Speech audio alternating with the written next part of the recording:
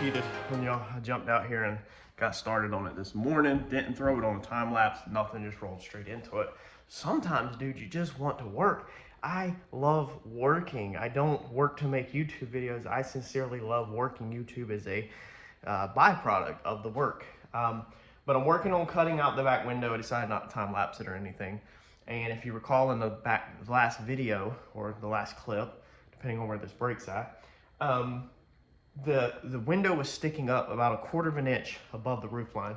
Now the roof line was under the window skin, so we were pretty sure that was kind of holding everything up. So this morning, I have started to cut this in. Now, as your window falls or your sheet metal, whatever, sometimes you have to recut. So what you're cutting first, when it falls, then of course it falls more that way is extreme. If something's up like this and you cut straight down, then when this falls, it's gonna go up here and now your cut's gonna be up here.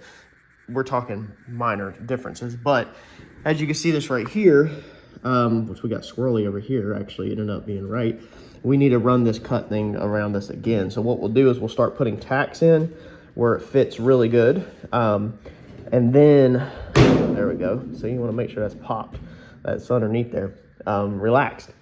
Where this thing fits in really good at, we'll start tacking it and then we will start working it around because like the cut line is good there because we were already welded up here, but as this all falls, it's gonna keep having to be adjusted and popped because now they're like laying together. And you don't want that because you can't feel it, but there's actually a hump here because they're together.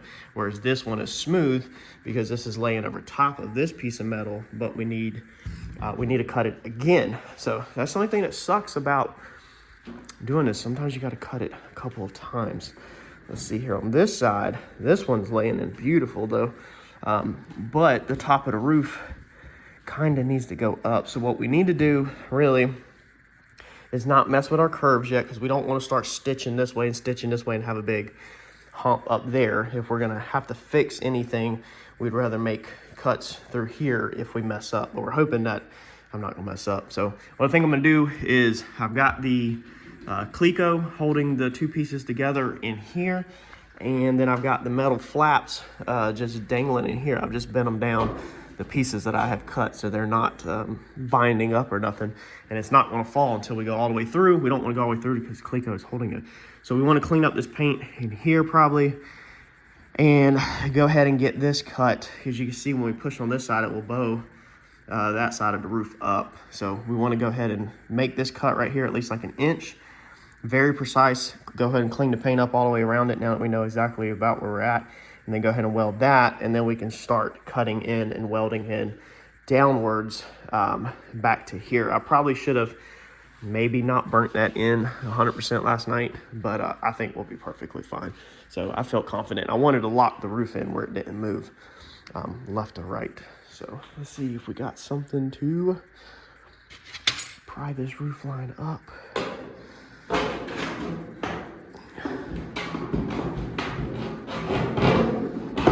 Yeah, we're just gonna have to do some work to get that piece cut in, but let's start over there since it's looking better than over here. In my opinion, this has got a little bit of pressure on it, but we want to get some tacks.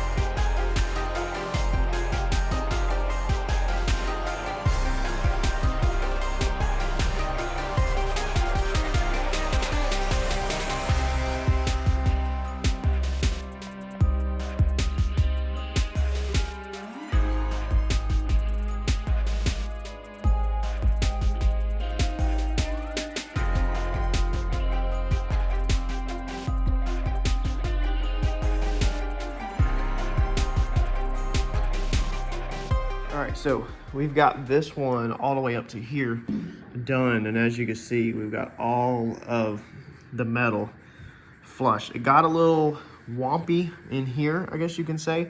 There's a little crease, little tiny crease right there. It's high, and a little tiny crease right there. I think that's high. That needs to be dollied. But I'm telling you that crease stops like right here. It goes like this. It goes right there. It's just a little where the metal's humped up. So we need to dolly that out. We'll squish this weld. We'll just dolly that section out right there.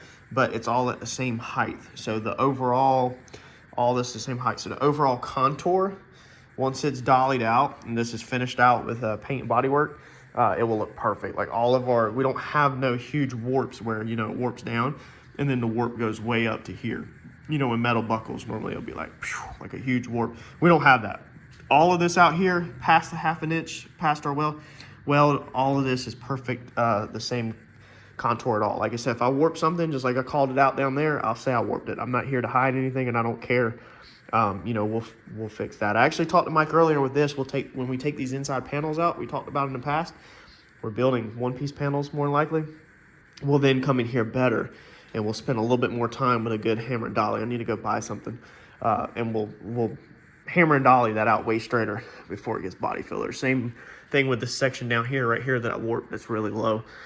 Easy to hammer and dolly out. It's not hard at all. So we're gonna move on now to this side. I'm extremely tight and all overlapped on top of each other.